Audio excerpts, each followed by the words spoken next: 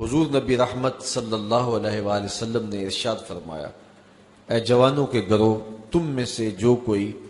نکاح کرنے کی استطاعت رکھتا ہے وہ دیر نہ کرے، بہت جلد نکاح کر لے، یہ نظر کا اور پارسائی کا محافظ ہے۔ اور اگر تم میں سے کسی کو نکاح کرنے کی فی الحال توفیق نہیں ہے، اس کی استطاعت مالیہ میسر نہیں ہے، تو پھر وہ کثرت کے ساتھ روزے رکھے، چونکہ روزے نفسانی خواہشات کو توڑتے ہیں، آرزوؤں کو ختم کرتے ہیں۔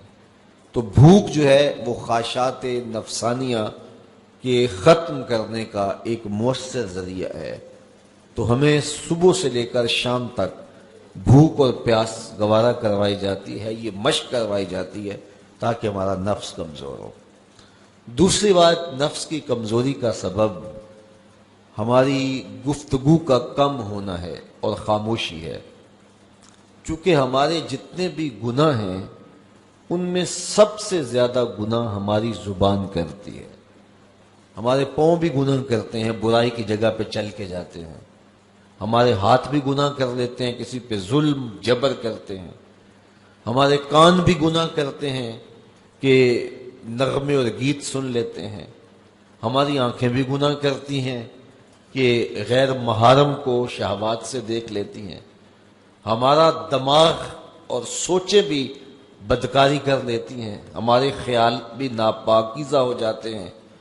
لیکن سب سے زیادہ گناہ ہمارے بدن میں ہمارے جسم کا جو حصہ کرتا ہے وہ ہماری زبان ہے۔ ہاتھوں کے گناہ بھی محدود ہیں،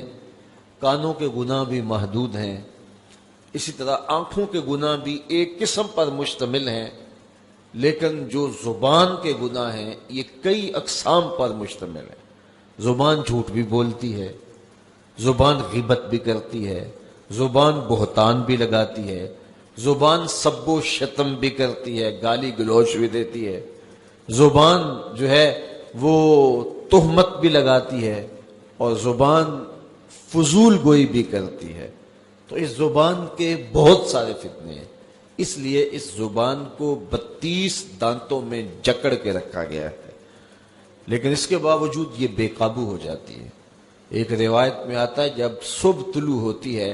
تو پورے اعضائے بدنیہ زبان کے آگے ہاتھ جوڑتے ہیں اور اس کو کہتے ہیں کہ تو جو ہے وہ خاموش رہنا، تیری وجہ سے پورا بدن فتنے کا شکار ہوتا ہے۔ تو زبان کے گناہ سب سے زیادہ ہے، اسی لیے میرے اور آپ کے آقا و مولا نے ارشاد فرمایا، تم جو دو جبڑوں کے درمیان یعنی تمہاری زبان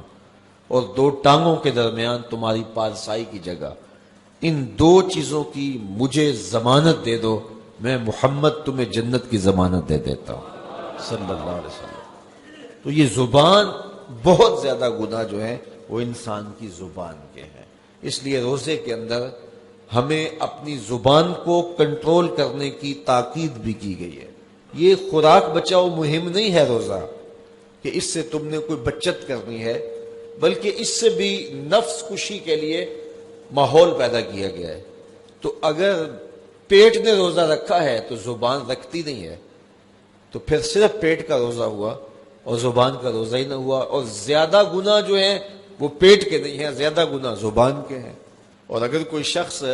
حلال کردہ چیزیں رب کی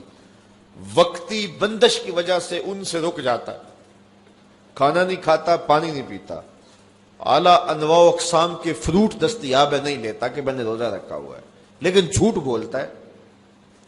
غیبت کرتا ہے، بہتان تراشی کا بازار گرم ہے،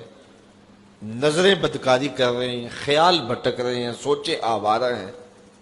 تو جن سے رمضان المبارک کے علاوہ بھی روکا گیا تھا تو ان سے وہ نہیں روکتا، تو اس کا پھر روزہ کیا ہوا؟ تو میرے اور آپ کے آقا و مولا نے فرمایا، جس نے جھوٹ نہ چھوڑا، جھوٹے کام نہ چھوڑے، اس کے بھوکا اور پیاسا رہنے کی اللہ کو کوئی ضرورت نہیں ہے۔ لوگوں کے ساتھ تمہارے جو حقوق کے تعلق ہیں ان کا خیال رکھو، اور یہ والدین سے شروع ہو کر کے ہمسایوں تک، اور یہ اپنے اعزاء و اقرباء سے شروع ہو کر کے جو ہیں وہ ہر انسان تک مختلف لوگوں کے حقوق ہیں جو ہمارے ذمہ ہیں، اور ہمیں ان حقوق کو ادا کرنے کی کوشش کرنی چاہیے۔ انسان کے جو ہے وہ اخلاقیات کا اور حقوق کی ادائیگی کے حوالے سے پتہ چلتا ہے کہ وہ اپنی بیوی کے ساتھ اس کا حسن سلوک کیا ہے۔ اولاد کے حقوق بھی سارے پورا کرتے ہیں، مشکل کاٹ کر کے اولاد کے حقوق ماں باپ پورا کرتے ہیں۔ اس طرح جو ہے وہ اولاد ماں باپ کے حقوق پورا کرنے کے لیے بھی سرگرم ہوتی ہے، چند جو ہے وہ لوگوں کے علاوہ۔ لیکن بہت ساری ہماری کوتاہی جو ہے وہ بیوی کے حقوق کی ادائیگی کے حوالے سے ہے۔ میرے اور آپ کے آقا و مولا نے ارشاد فرمایا، تم میں سے بہتر وہ ہے جو اپنی بیوی کے ساتھ بہتر ہے، اور میں تم میں سب سے زیادہ اپنی بیوی کے ساتھ بہتر ہوں۔ اور ازواج مطہرات کے ساتھ حضور کا جو حسن سلوک تھا وہ کائنات میں کسی سے پوشیدہ نہیں۔ جب وصال ہوا حضور کا تو حضور کے نکاح میں 9 ازواج تھی، اور 9 میں سے کسی ایک کو بھی رسول اللہ پر شکایت نہیں تھی۔ اور دوسری جانب بیویوں کا شوہر کے ساتھ رویہ، یہ بھی ایک بہت اہم موضوع ہے اور بڑا حساس موضوع ہے۔ حضور علیہ الصلوۃ والسلام کی ازواج مطہرات کی زندگیاں ملاحظہ کی جا سکتی ہیں، اور پھر ان کا حضور علیہ الصلوۃ والسلام کے ساتھ جو رویہ تھا وہ کتنا دل آویز اور کتنا خوبصورت تھا۔ گھر میں رہتے ہوئے شکر رنجی کا ہو جانا یہ کوئی بڑی بات نہیں ہے، لیکن اس میں اگر کوئی ایسا معاملہ ہو جائے تو بیوی کا رویہ شوہر کے ساتھ کتنا دل آویز ہونا چاہیے۔ صرف ایک روایت سن لیجئے جو ام المومنین سیدہ عائشہ رضی اللہ تعالی عنہا سے مروی ہے۔ حضور نے فرمایا، عائشہ جب تم مجھ سے راضی ہوتی ہو تو تب بھی مجھے پتا ہوتا ہے، اور جب تم مجھ سے ناراض ہوتی ہو تو تب بھی مجھے خبر ہوتی ہے۔ تو عرض کی، یا رسول اللہ صلی اللہ علیہ وسلم وہ کیسے؟ فرمایا، جب معاملے رضا والے ہوتے ہیں تو باتوں میں بات چلتی ہے اور قسم کی نوبت آتی ہے تو تم کہتی ہو لا و رب محمد، مجھے محمد کے رب کی قسم صلی اللہ علیہ وسلم۔ اور جب کوئی شکر رنجی ہوئی ہوتی ہے اور پھر باتوں میں قسم کی نوبت آ جائے تو تم قسم کی نوبت جب آئے تو کہتی ہو لا و رب ابراہیم، مجھے ابراہیم کے رب کی قسم۔ تو اس وقت مجھے پتا ہوتا ہے کہ اب طبیعت میں کوئی ملال ہے۔ تو حضور علیہ السلام نے جب یہ ارشاد فرمایا تو ام المومنین نے عرض کی، ما احجرو الا اسمک، حضور نام چھوڑتی ہوں دل میں آپ ہی بستے ہیں۔ اب مجھے بتائیے یہ کتنی حساسیت ہے کہ جب حضرت عائشہ رضی اللہ تعالیٰ عنہ کا حضور سے کوئی ایسا معاملہ ہو جاتا ہے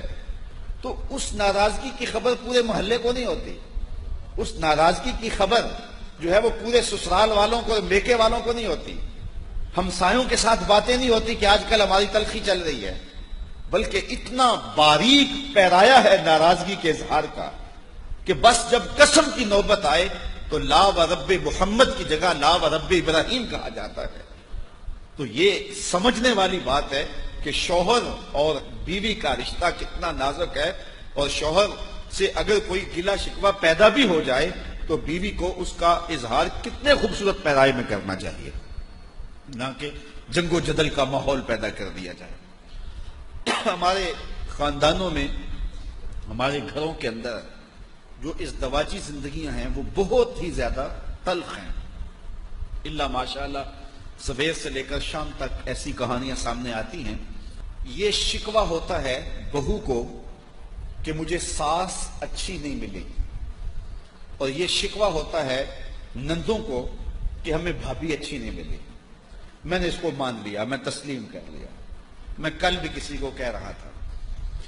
میں نے کہا یہ تسلیم کر لیا کہ تمہیں ساس اچھی نہیں ملی، لیکن تم عزم کرو کہ جب میں ساس بنوں گی تو اچھی ساس بنوں گی۔ لیکن یہ نہ ہو کہ کل تو شکوہ کرے کہ مجھے آج بہو اچھی نہیں ملی، جو شکوہ آج تیری ساس کو تیرے ساتھ ہے اور جو تو کہہ رہی ہے، تو ایسا نہ ہو۔ اس انداز سے یہ ایک ایک ادا نوٹ کرتی جا کہ ساس میں کیا کیا کوتاہی ہوتی ہے جس سے بہو اذیت میں ہوتی ہے، یہ نوٹ کرتی رہے۔ کل تو نے بھی ساس بننا ہے، تو اچھی ساس بن کے دکھانا۔ اور میں نندوں کو بھی کہتا ہوں، آج تمہیں بھابھی اچھی نہیں ملی، لیکن تم نگاہ میں رکھو کہ کون کون سی غلطیاں ہوتی ہیں جو ہے وہ اذیت کا سامان ہوتی ہیں، اور کل تم نے بھی کسی کی بھابھی بننا ہے اور کسی کے گھر جانا ہے۔ اتنی خوبصورتی کے ساتھ تم زندگی گزارنا کہ لوگ آشش کریں۔ تو یہ کیا شکوہ ہے کہ مجھے ساس اچھی نہیں ملی، مجھے جو ہے وہ بھابھی اچھی نہیں ملی۔